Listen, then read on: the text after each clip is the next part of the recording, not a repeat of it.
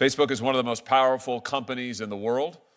It is one of the most powerful companies in the history of the world, and they have stopped at absolutely nothing to prevent today's testimony.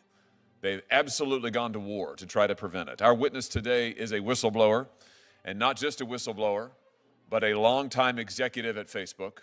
She worked directly with Mark Zuckerberg and Sheryl Sanders and the Facebook brass. She was a part of the Facebook brass, and they have gone scorched earth to prevent her from telling what she knows. They've sued her. They have sought a gag order against her. They have begged courts to take her book off of the shelves. They tried to get it stopped from being printed in the first place. They have threatened her, get this, with $50,000 in punitive damages every time she mentions Facebook in public. $50,000 every time she mentions Facebook in public, even if the statements that she is making are true. And even as we sit here today, Facebook is attempting her total and complete financial ruin. They are attempting to destroy her personally. They are attempting to destroy her reputation. And I think the question is why?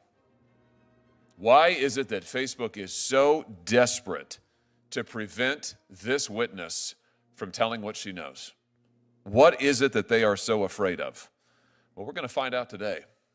And I think that we've already got a sense of it. Sarah Wynn-Williams knows the truth about Facebook. That's what they fear. She knows that while Mark Zuckerberg now claims to be a champion of the United States and claims to be a free speech warrior, he in fact worked hand in glove with the Chinese Communist Party for years. He in fact made censorship his business model. He in fact developed censorship tools for the Chinese Communist Party to use against its own people. He in fact made Americans' own user data available, was willing to make it available to Beijing. The truth is, Facebook and Mark Zuckerberg have lied to the American people repeatedly. And I think as we'll see today, they have lied to Congress as well.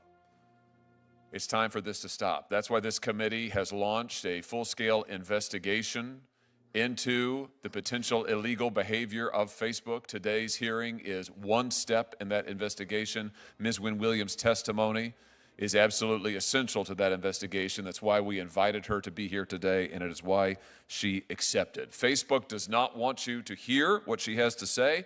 I dare say China probably doesn't want you to hear what she has to say, but we are going to get the truth, and we're going to get the truth starting now. Chairman Hawley, Ranking Member Durbin, and distinguished members of the committee, thank you for the opportunity to speak with you today. My name is Sarah Wynn-Williams, and I served as the Director of Global Public Policy at Facebook, now Meta, for nearly 7 years, starting in 2011. Throughout those 7 years, I saw Meta executives repeatedly undermine US national security and betray American values. They did these things in secret to win favor with Beijing and build an $18 billion business in China. We are engaged in a high-stakes AI arms race against China. And during my time at Meta, company executives lied about what they were doing with the Chinese Communist Party to employees, shareholders, Congress, and the American public. I sit before this committee today to set the record straight about these illegal and dangerous activities.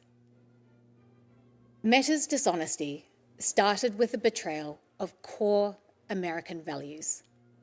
Mark Zuckerberg pledged himself a free speech champion.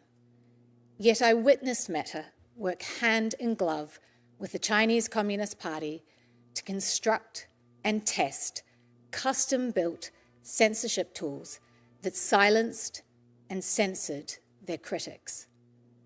When Beijing demanded that Facebook delete the account of a prominent Chinese dissident living on American soil, they did it, and then lied to Congress when asked about the incident in a Senate hearing. The willingness to censor was not the only troubling thing I witnessed. I watched as executives decided to provide the Chinese Communist Party with access to Meta user data, including that of Americans. Meta does not dispute these facts. They can't. I have the documents. As recently as this Monday, they claim that they do not operate their services in China. Another lie. In fact, they began offering products and services in China as early as 2014.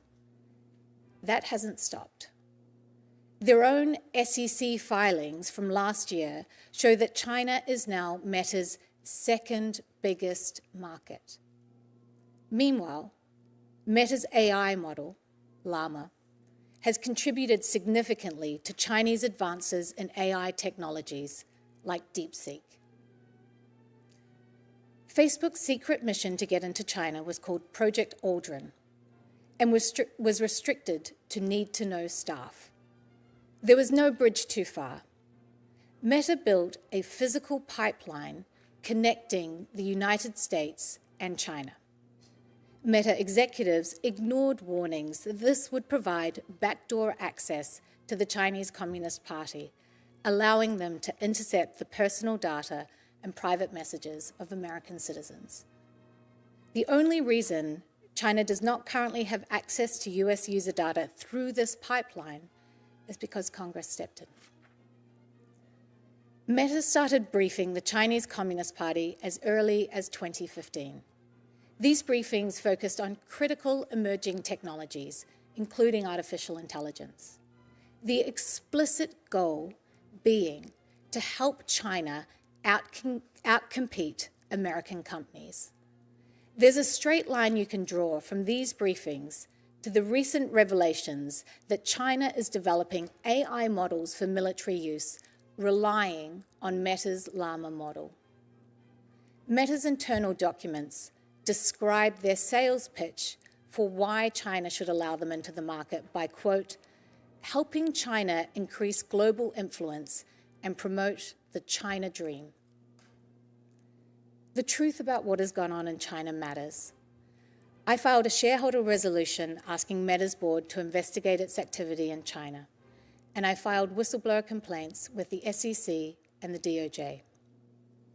The measure of how important these truths are is directly proportionate to the ferocity of Meta's efforts to censor and intimidate me.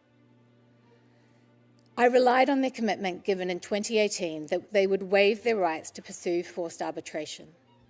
Despite that public commitment, they've brought a case against me for hundreds of millions of dollars. Now, they have a legal gag order that silences me, even as Meta and their proxies spread lies about me. This order is so expansive that it prohibits me from speaking with members of Congress. The gag order was sought by a company whose CEO claims to be a champion of free speech. The American people deserve to know the truth.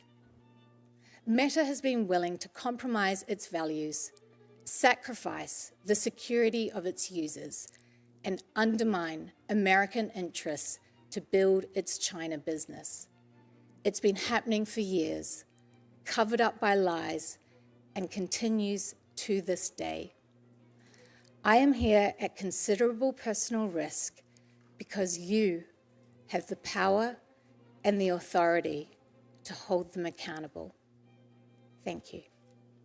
Thank you, Ms. Wynn-Williams. We're going to have 8-minute rounds of questioning, and I will start. Let me just start with something that you referenced, Ms. Wynn-Williams, a moment ago. Facebook Meta issued a statement again last night saying that they don't do business in China. Now, is that true? Facebook Meta is not doing business in China? Is that accurate? That is not accurate, Chairman Hawley. Facebook has a $18.3 billion business in China. And to give just one example, in 2014, it launched Oculus in China with a strategy of playing dumb and Oculus has continued to grow as a significant part of their business. In fact, they have, since 2014, 2015, they have launched multiple apps in China, often without, well, always without seeking authorization from this government, not informing their shareholders, not informing Congress, not informing the public. And now they have employees in China. Is that accurate? They have a partnership with Tencent in China. Is that accurate? Their Oculus VR business is in China. Is that accurate? So tell me this, why has Facebook Meta been so obsessed, if I can use that word, with breaking into the Chinese market? What is this all about? It is incredibly valuable for Meta. Monetarily. Absolutely. So we're talking about profit at the end of the day.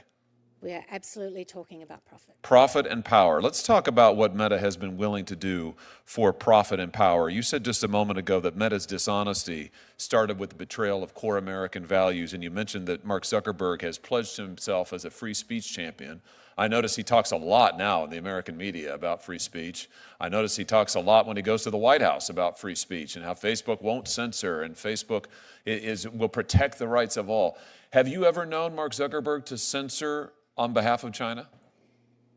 Yes, Chairman Hawley. Let's talk about a few specific instances. In 2017, the Chinese dissident Wynn-Williams suddenly had his Facebook profile shut down.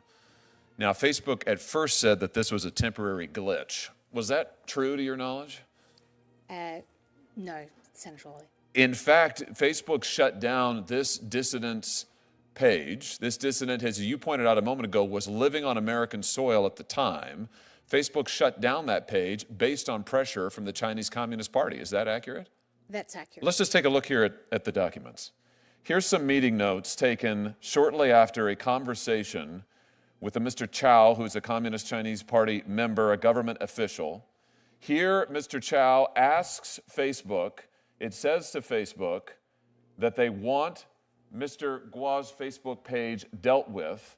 The notes say that Chow wants Facebook in China, but there are others who don't, so we Facebook, need to take measures and do more in such situations to demonstrate we can address mutual interests. And then they go on to list, here's what we could do. We could do nothing, we could say we can do something, or we can do even more than expected, but we need to provide a response to the Chinese Communist Party on what we can do. So here we have evidence of high-level contacts between Chinese Communist Party officials and Facebook asking for this dissident's page to be taken down, Facebook acknowledging this pressure, saying we need to do something if we want to get the party's cooperation, the government's cooperation. And what happened next? Well, Senator Hawley, one thing the Chinese Communist Party and Mark Zuckerberg share is that they want to silence their critics. I can say that from a personal experience. So I think they came to the right man. This led to a series of events where eventually this man on American soil was kicked off the platform. So in April of 2017, following these conversations, Facebook takes down the profile, bans it, of Mr. Guo. Then in September, they make that ban permanent. Now here's the really interesting thing. When Facebook's general counsel was asked about this directly under oath in a Senate Intelligence Committee hearing, he sang a different tune. Senator Rubio asked him directly, was there any pressure from the Chinese government to block his account? Was there any pressure to block his account? The general counsel, Mr. Stretch, no, Senator. We reviewed a report on that account and analyzed it through regular channels using regular procedures. Was this truthful testimony, Ms. Wynn-Williams? No, Senator. It's in fact an outright lie, is it not?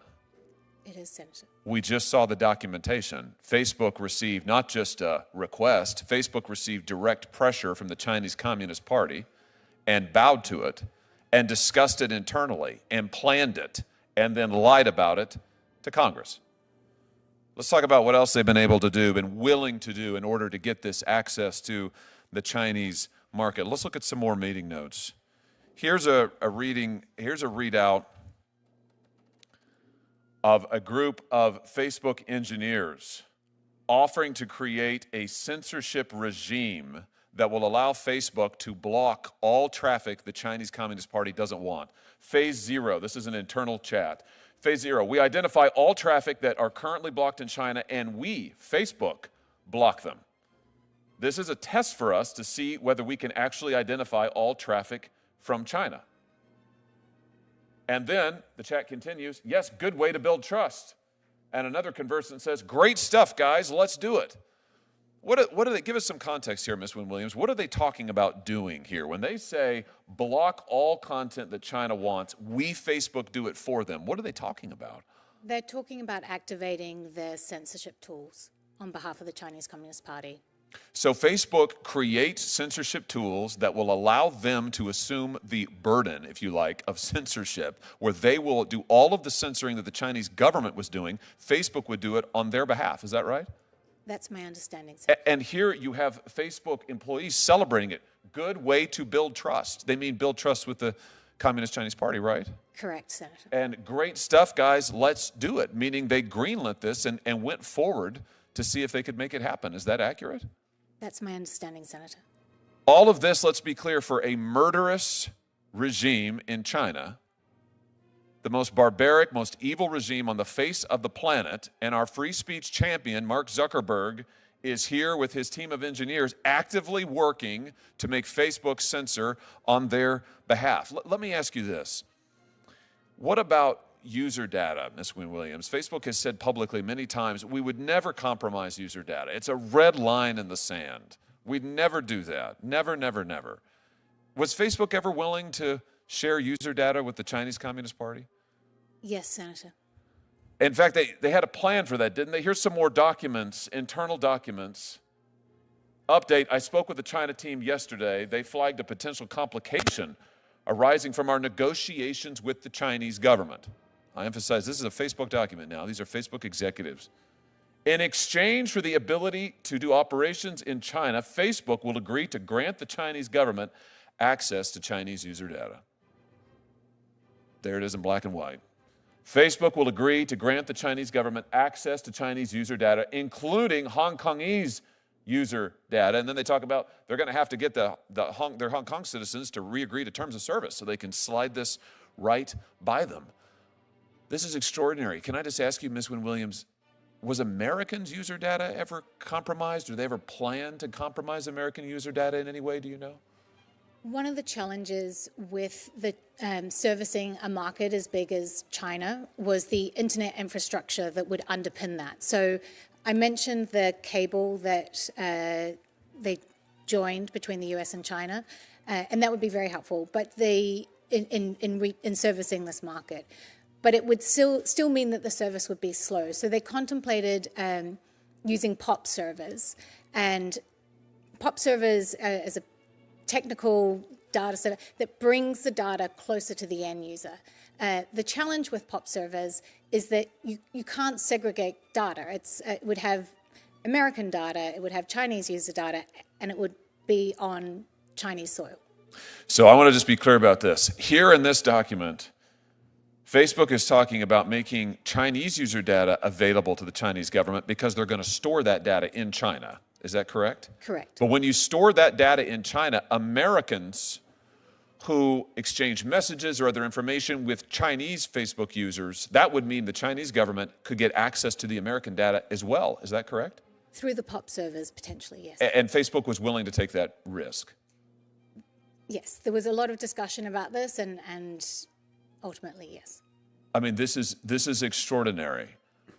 This is exactly contrary to what Facebook has represented for years. Here, they're willing to build data centers, store data in China. They are willing explicitly to give the Chinese government access to it. And if that means that American user data is also compromised, they're willing to do that too. All for profits in China. There was virtually nothing they weren't willing to do. Let's just start at the beginning. So is it your testimony that Facebook executives and employees cultivated relationships with members of the Chinese Communist Party? Absolutely, Senator. And this happened over a period of years? This happened over many years. And did members of the Facebook executive team or other employees at Facebook, Meta, ever brief members of the Chinese Communist Party? Yes, Senator, regularly. Exchanged information with them? Yes, Senator. What are some of the topics that they covered in these briefings? I mean, it's incredibly broad. So you had meetings at the top executive level, so Mark and Cheryl, and you had meetings, all the way down to, regular engineers who would be providing briefings on cutting edge technology like facial recognition, which is obviously very helpful to the Chinese Communist Party. Facebook Live, as I mentioned, photo tagging, internet infrastructure, so how to build effective data centers. Facebook has a project called the Open Compute Project, which has 5 Chinese companies as a member of it. So it was at every level on every aspect of the many different technologies that Facebook has.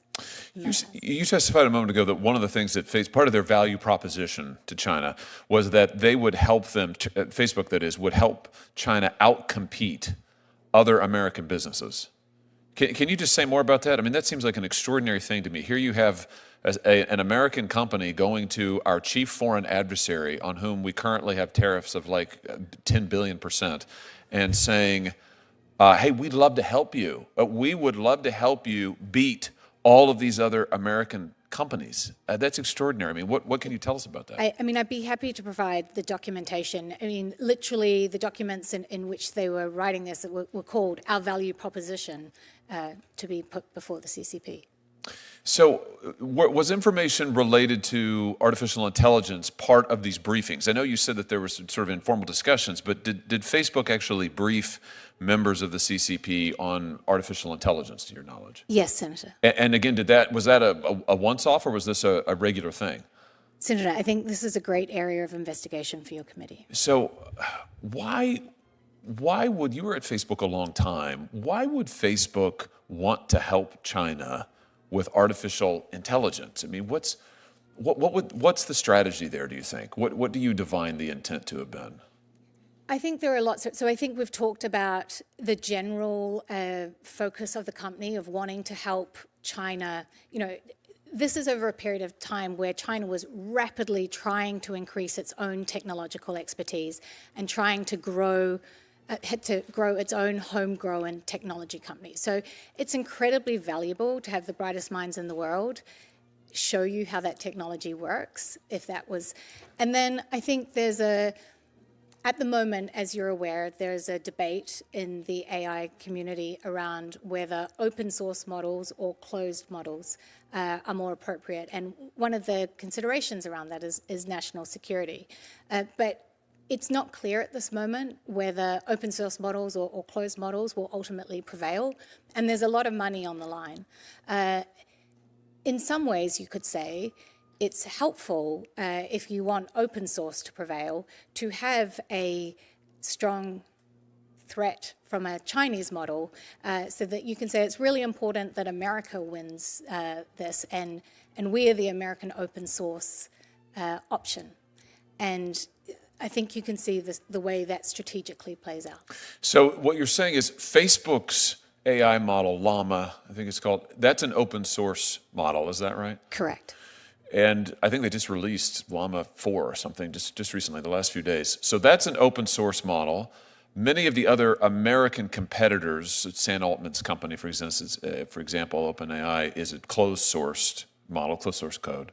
So Facebook has a fundamentally different take, an open source model. They're briefing the Chinese government, including CCP officials, on this model, on their information. And then we get the revelation of DeepSeek just a few months ago, China's sort of breakthrough on AI. Do you think that Llama had something to do with DeepSeek? Do you think that information sharing helped lead to DeepSeek?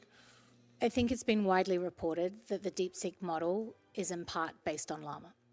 And so just playing this out, if China's DeepSeek model, another open source model, I think, right, becomes the chief competitor to these other models in the United States, what you're saying is that it stands to reason, and this is something for us to look into certainly, but it stands to reason that in a way Facebook would benefit from that because you've got this threat in DeepSeek. Facebook is the only other really major American open source model out there. The others aren't built on that platform.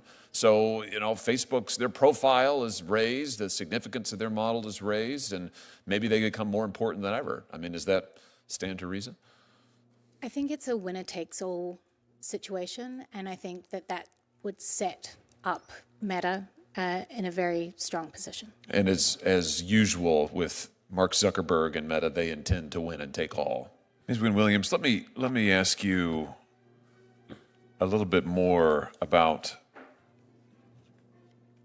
the censorship tools that you've been asked about today, you've testified about, that were actually deployed in Hong Kong and Taiwan. And let's just, if we can, let's just look again at the privacy team email.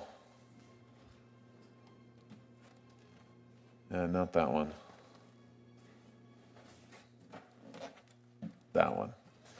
Yeah, so this is, and just so members of the press understand, the committee's in possession of this document. We have blacked out, as you can see, we've blacked out the names of individuals here, but in the documents, we have those names. Of course, we'll follow all appropriate legal procedures, but just so the press understands, the committee is committed to doing a full investigation. We do understand and know who the people are on this chain. We can see who they are, and we can see the full course of the discussion. But I just want to emphasize something here.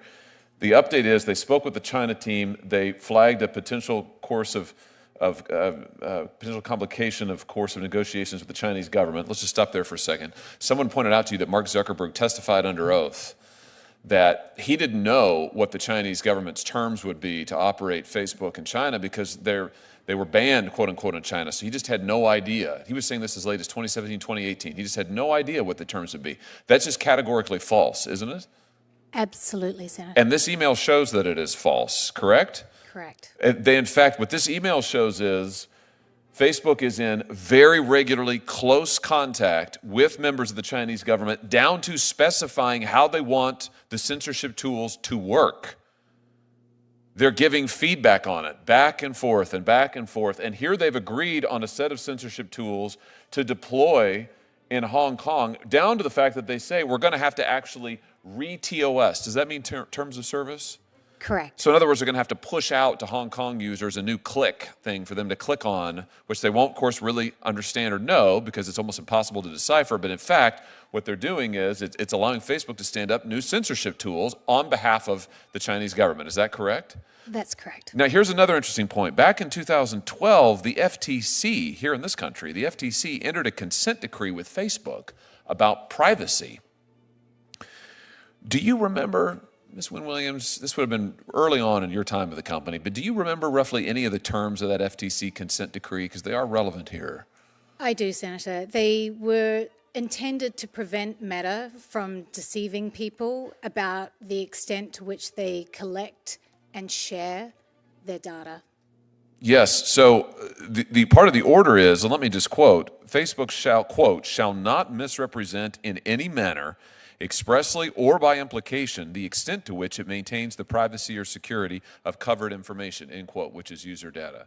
Now, Facebook is under a consent decree with the FTC on this basis, and yet they are deliberately misrepresenting across the world the security of user data. They are negotiating with the Chinese government to turn over user data, grant the Chinese government access to Chinese user data, including the Hong Kongese, including Taiwan, and yet they're representing to American government officials, no, we don't do that. We don't do that. In fact, they've testified under oath, we don't make user data available. All of that was just lies. Is that fair to say, Ms. Wynn-Williams? Senator, many, many decisions have been made, and they were all premised on the basis that Meta would hand over Chinese user data to the Chinese Communist Party. So in addition to lying to Congress on what seems like a fairly regular basis, lying about suppressing dissidents, lying about setting up censorship tools, they've also arguably violated FTC consent decrees. And we have the documentation. This isn't just Ms. Wynn-Williams' opinion. This isn't just her recollection. We have the documentation with the Facebook employees, who I might add are high-level, executive-level employees, who are planning this and doing this. It's quite extraordinary.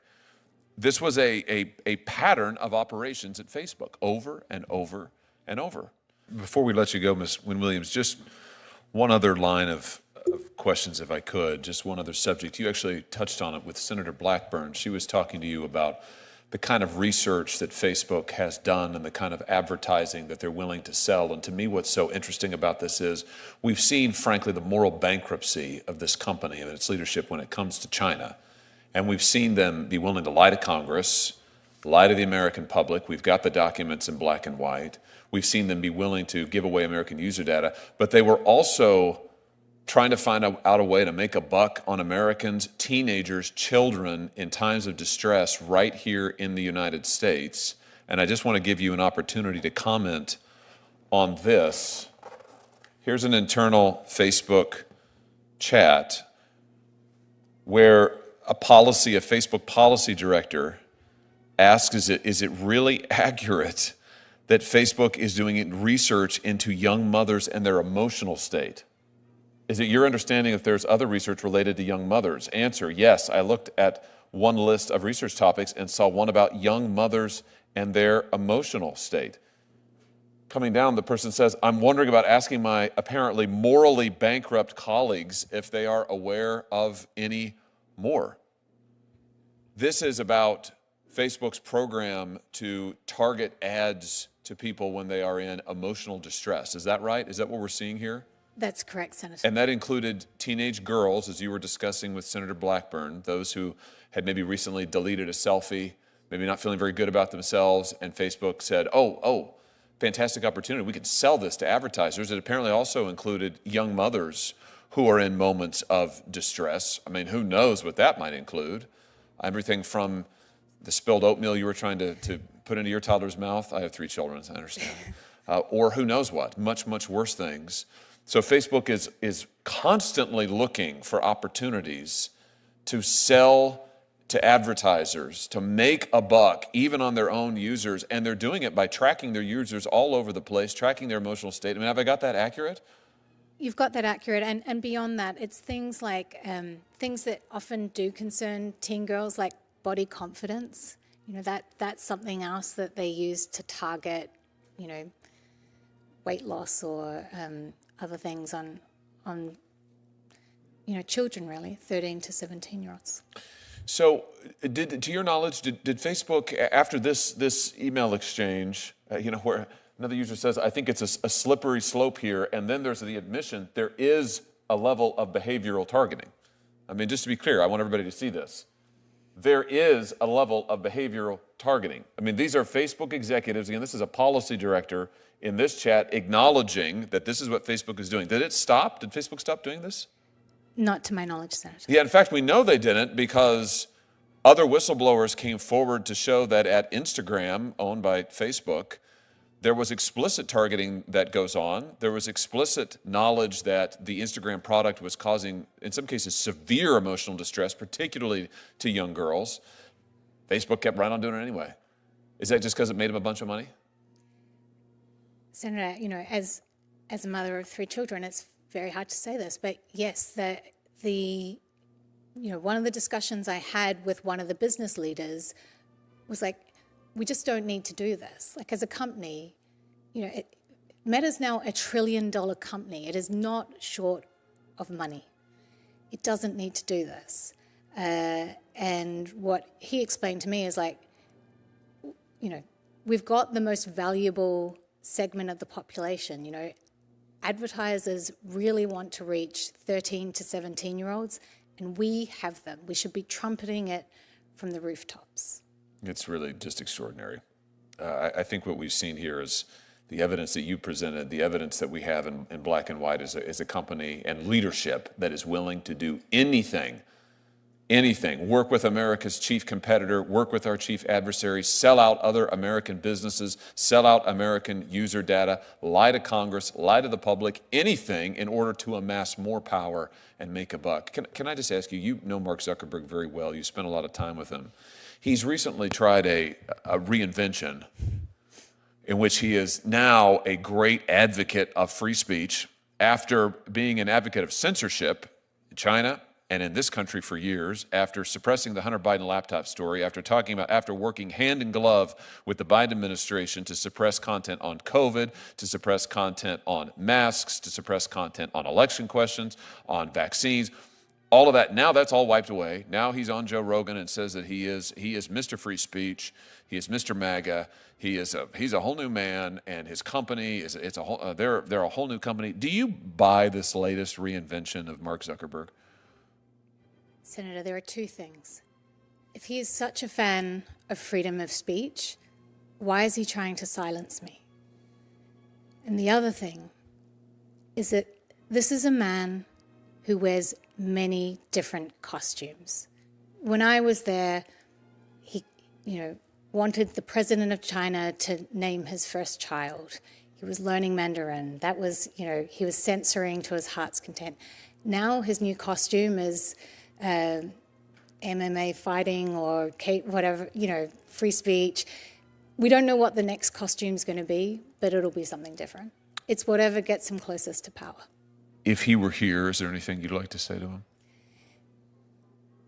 Senator, I have a lot of questions for Mark Zuckerberg, but he has proven time and time again that you cannot believe his answers. He's lied to members of Congress, he's lied to his employees, and he's lied to Americans. And that's why I'm asking this committee to hold him accountable. Well, we're going to do that. And I just have to say, I don't trust his latest reinvention at all. He sat where you have sat in front of this committee multiple times in my short time in the Senate. Every time it's a different answer. Every time it's a different facade. But every time, the one consistent through line is every time it's something misleading. Every time it's something other than the truth. Every time it's about Mark Zuckerberg, not the American people. It's about Mark Zuckerberg, not what's good for this country, not what's good for his users, not what is the truth. And I, for one, am very tired of it. So I have a message to Mark Zuckerberg as well, which is that it's time for you to tell the truth. You should come to this committee and take an oath and sit where Miss Wynn-Williams is sitting now and answer this evidence. Stop trying to silence her, stop trying to gag her, stop trying to hide behind your lawyers and millions of dollars in legal fees you're trying to impose on her. Stop threatening other whistleblowers. Come to this committee, take the oath, sit there, let us question you, and give the American people the truth. We will be waiting for you. I can promise you, Ms. Wynn-Williams, that this will not be the end. This is just the beginning. We are going to get the truth, and you have done a great service to the American people by telling the truth here today. Thank you for being willing to do it. With that, this committee is adjourned.